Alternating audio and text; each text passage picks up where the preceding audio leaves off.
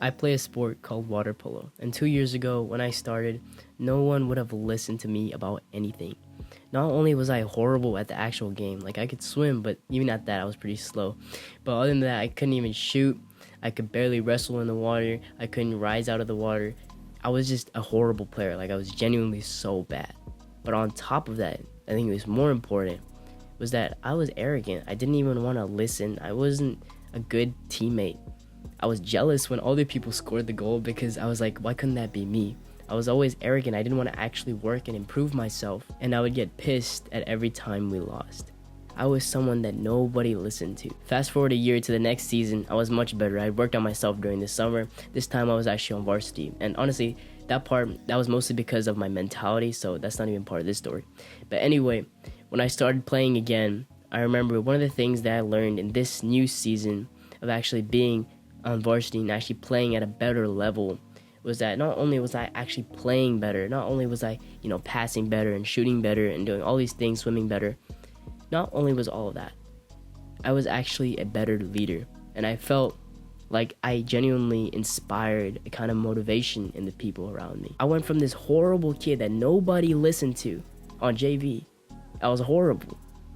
And I came back the next year. I was on varsity, and I was actually able to inspire the people around me. Not only was I disciplined, but I was able to inspire the motivation in other people to also be disciplined. And that taught me a lot of things. And I'm not saying we won everything. I'm not saying I was the person who's responsible for all this success. I'm not saying any of that. I'm just saying that I learned to be a much better leader. And today, I want to share with you a couple of things that I learned in that time. The first tip is to be the best example. When I was at practice, I was going 110%. Like, there was nobody that was working harder than me. Like, I can confidently say that. Like, I was working the hardest. I wasn't the best, but I was definitely working the hardest. I was always pushing myself. I was first, and like when we're sprinting, I always push myself to go as fast as I can, max intensity. Even if other people are like laying off, I would go max intensity. I would show everybody else I'm going as hard as I possibly can. I would always give that appearance to other people, and I would really actually push myself all the way. I was always learning from my mistakes. Whenever I made a mistake, whenever I made a failure, I was actually trying to learn. I wasn't blaming it on other people. I was being a good example and actually learning, actually putting that mistake back into a lesson. I worked even harder when I failed. Now, a lot of people will look at me and think, why would you be a leader if you're not even the best one? Why would you be a leader if you don't have the best results? And here's something that I would say to that, right? Think about like if you were a shareholder. If you don't know what a shareholder is, basically like someone who has a stake in a company, and you're hiring a CEO to come in and run the company.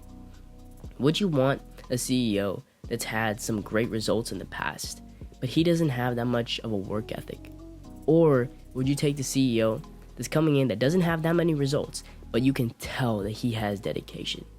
Because sometimes CEOs who have a lot of results, that can just happen because there was a boom in that industry, right? Like if there was a tech boom and you were a CEO at that time of one of those companies, yeah, 100%, all the other tech companies also blew up too. If you're part of real estate and that one real estate boom, yeah, that was cool that you got those results, but everybody else did too.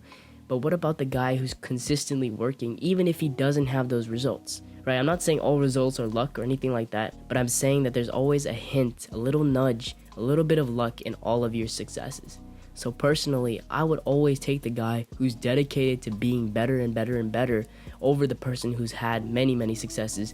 I just have the guy who's had a couple successes, but is really just dedicated to the work itself. And that's why you can be a leader as long as you work hard enough. Because in the long term, it's really about dedication that matters. It's not about the short term, I got this result, because there's always a hint of luck. There's always like, you're doing good now. There's always a little bit of, genetic luck as well. But in the long term, it's always dedication and focus that matters. And so people will look up to the people who are dedicated, who are working hard, because they will consistently, always long term will win. So that's the first tip. Be the best example. The second tip is to welcome everybody's intelligence.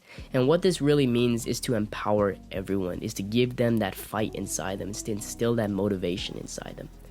And how you do this is you let other people voice their opinions. You don't just tell them what to do. You ask them, hey, what do you think? Even the people who are shy, who have a quiet mind, you ask them, what do you think? You empower them. You give them an ability to speak. You ask them, what do you think? Because it's even like, I think the quiet people who don't say too much, they have a lot going on in their head. They have a very active brain. And so when you ask them, they'll actually give you a much greater perspective on what's happening. You want to make people feel heard. You want to get them invested. You want to actually let them know that they have a voice in what you're doing. Don't just tell them, yeah, we're doing this. Ask them what they think, because not only will what they think actually benefit you, but also they will think that it is their idea to do something, and they will feel so much more motivated to go ahead and do it. Another thing that I would always recommend, especially if you want to be any kind of leader, is to remember the names of every single person that you work with. I just started a new class, right? And it says like 30 people. Out of those 30 people, I remember 28 names, right? 2 girls, I forgot their names, right? But the other 28 people, I remember every single one of their names. I literally sat down, and as I'm sitting there, everybody else is just, chilling out. I'm just trying to remember every single person's name. I'm just saying it again and again in my head. I do this every single team I'm with. The moment I see someone, I ask them, wait, what's your name? And I always greet them with their name. I say bye with their name. And it captures their attention. It feels like they're actually being acknowledged. It feels like they're actually existing. If you don't, it's like, oh yeah, it's just a team. When you use their name, it's like it's them. It's them you're calling to. It's not just some random person. It's not like, oh yeah, we're just doing this. It's no, I want to do this with you. Another tip that this encompasses is to actually give credit where it's due and where it's not due. Alright, so what I mean by this, if someone's working hard, you tell them, bro, you are working so hard, bro. I actually respect that so much. But also, if someone's not working hard, you're going to tell them the exact same thing. And they're going to be wondering, like, yo, what the hell? Like, why is this guy telling me that I'm working hard? I'm not even working hard. And suddenly, they'll feel like they need to start working hard so they can match that expectation of you. It's something that I learned, and it always works. Give them a name that they don't have. Tell them that they're someone that they are not, and they will rise to your expectations. Don't put limits on other people. Give them high expectations, and they will meet them for you. Remember, welcome their intelligence. Bring them into your team.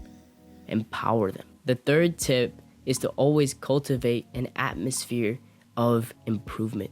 Whenever you have a mistake or a failing, I want you to see that as a lesson. See it like you have a prototype and you tested it out and it went wrong.